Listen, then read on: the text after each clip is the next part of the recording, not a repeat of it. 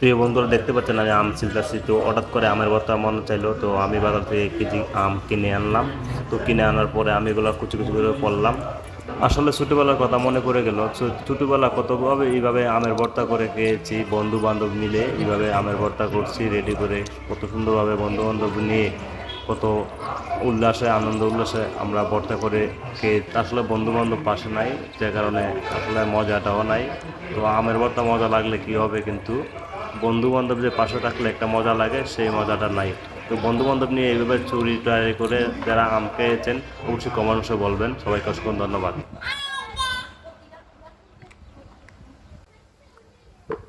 সেই সাথ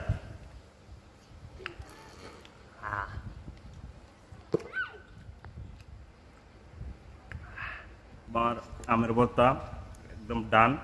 তো আমার ভর্তা আমি এখন খাইতেছি। তো আসলে আমার ভর্তা জাল হচ্ছে প্রচুর, কিন্তু হেভি টেস্ট। দেখতে পাচ্ছেন